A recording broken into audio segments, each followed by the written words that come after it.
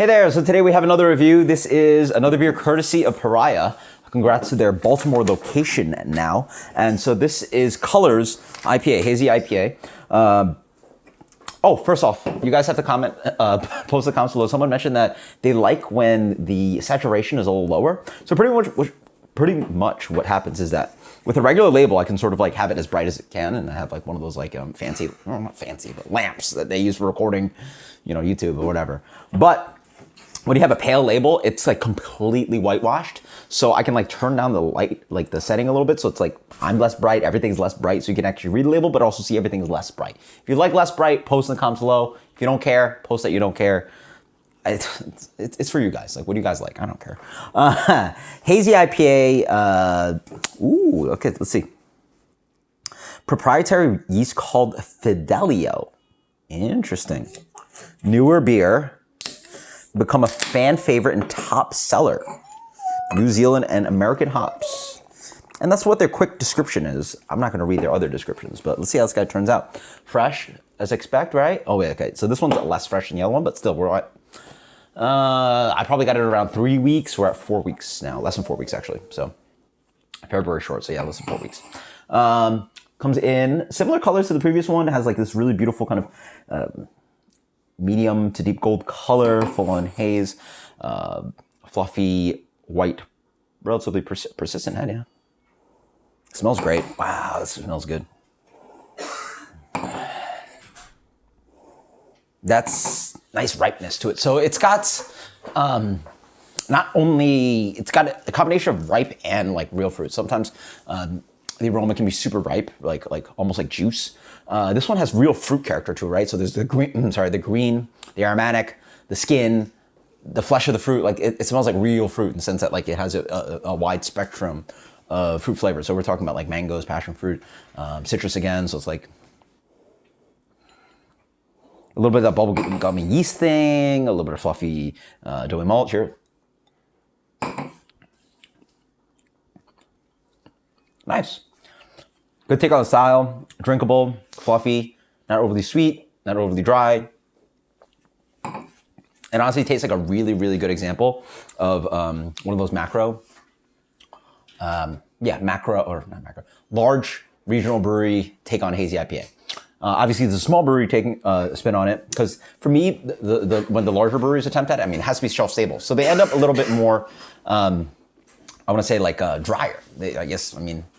I guess maybe, I don't know why. Maybe for shelf stability, it just works out for them to be a little drier, a little less sweet.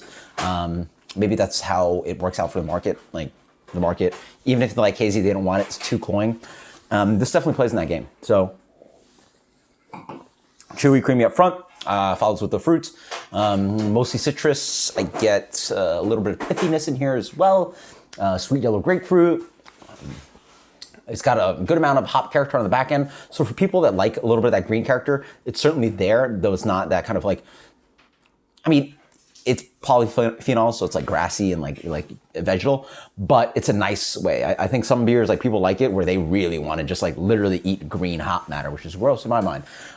This one has a solid amount where it's just like dryness for the sake of dryness, where it's actually enjoyable. Helps clean out the fluffiness and the mid chew of the beer that has that kind of residual sweetness and that kind of like doughy, like oat wheat character that they're using here. I'm curious what the yeast is supposed to bring. I maybe get a stone fruit kind of ester coming through. Like, the other thing is, this guy got a little bit of booze to it. 7%, yeah, it's 7%. So it's attenuated pretty well, but there's a little bit like hints of like booze that washes on the way down.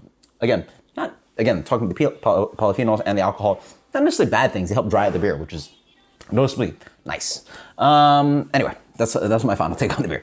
So what do they got to say about it? A beautiful label, by the way. So it's got like this kind of there are no mistakes, only just happy accidents. So it's like, you know, an art reference. Well, obviously Bob Ross. They quote Bob Ross, but it's got Bob Ross doesn't paint like this. This is more like abstract expressionism.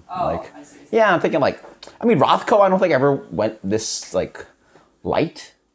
Oh, you know what? With the brush strokes, I sort of see like if you zoomed in on a Van Gogh maybe, or some impressionism going on. Anyway, I like art. You guys, art guys, post in the comments below. Used to geek out. Used to geek out on that stuff, even though I didn't even take art class in college. Surprising. I did take cinema though. Um, New Zealand American hops. They get enriched orange juice, cantaloupe, dried mango, passion fruit, fruit strike gum. Yeah, so they're going for that banana character, that really nice kind of juicy fruit thing that I like. Gentle bitterness, creamy mouthfeel, blah, blah, blah. Yes. Good tasting notes. Yeah, good tasting notes. Do I like this one more than the last one? I think I'd liked Fun Yum more, but this is quite solid. Let's go with a solid 94.